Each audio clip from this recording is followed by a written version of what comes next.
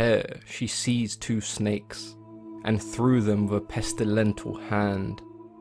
The snakes terrified the hearts of Ino and Athamas, and breathed sickness into their minds.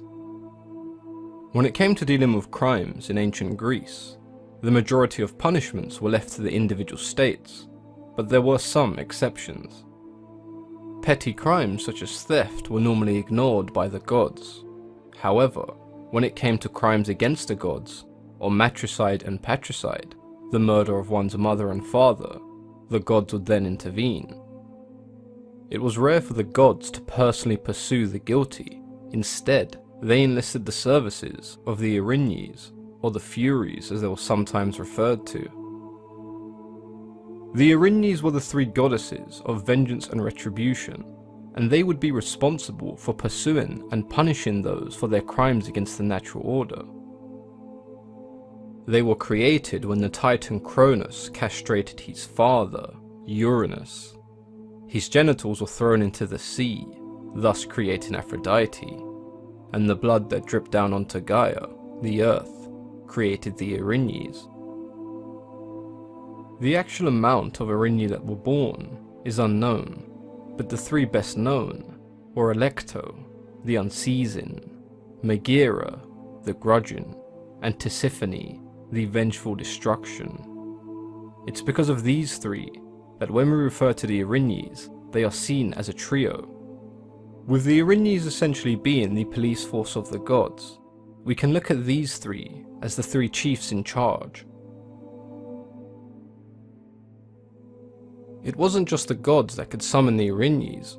It was believed that any victim could call down the curse of the Erinyes upon a criminal. The most powerful curse was that placed by a parent on their child, as the Erinyes were born of a similar crime, with Cronus castrating his father. The murder of one's mother and father was considered the worst crime in the eyes of the Erinyes. One of their first appearances was in Homer's Iliad, where they were punishers of oath-breakers, and they embodied the curses of parents who had been wronged by their children. The Erinyes' wrath would manifest itself in several different ways. Murderers would often suffer illness and disease. Cities that were found harbouring criminals would share in the punishment, with disease, hunger and death spreading amongst its people until the fugitive was given up. The Erinyes were known for endlessly pursuing criminals and tormenting them until they were driven insane. For those being pursued by the Erinyes, the only alternative to being driven insane was atonement, a process that involved completing a series of labours, followed by a purification ritual. The Erinyes were often depicted as rather ugly winged women, not too different from the appearance of a harpy, but unlike the harpies, the Erinyes had poisonous serpents entwined in their hair, arms and waist. They could often be seen as wielding a whip as a weapon, and the clothing they wore often differed, sometimes wearing long black robes, and other times short-length skirts and boots, similar to that of a huntress.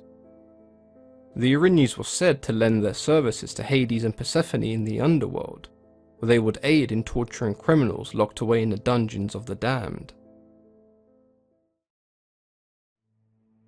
One of the most well-known stories that features the Erinyes is one that we partly touched on when discussing the story of Iphigenia. Her brother Orestes had slain his mother because she had slain her husband for the sacrifice of Iphigenia. Committing the crime of matricide meant that Orestes was tormented by the Erinyes. This led Orestes to seek the help of the Oracle of Delphi. He was told to go to Athens and ask the goddess Athena for a trial. During the trial, the Erinyes appeared as the accusers of Orestes, who were eager to spill his blood. The trial ended in a split decision, with Athena having the casting vote. She decided to acquit Orestes of all of his crimes. As expected, the Erinyes did not agree with the decision of the goddess, and they threatened torment and a plague upon the people of Athens. After a long negotiation with Athena, the Erinyes eventually changed their mind. It was after this discussion that they would no longer be the Erinyes, protectors of vengeance. They became the Semnai, protectors of justice. If you guys enjoyed this video, then go ahead and leave it a like and let me know what you thought in the comments below. For those of you who don't know, I've recently started a second channel where I'll be uploading a couple times a week, hopefully. The channel itself is going to be a storytelling channel mixed with some kind of ASMR elements. So if you like ASMR or you like storytelling, then I'll leave a link in the description and there'll be an end screen that you can click on. Go ahead and check it out and give it a sub if that's something you're interested in. As always, I've been your host, Mythology and Fiction Explained.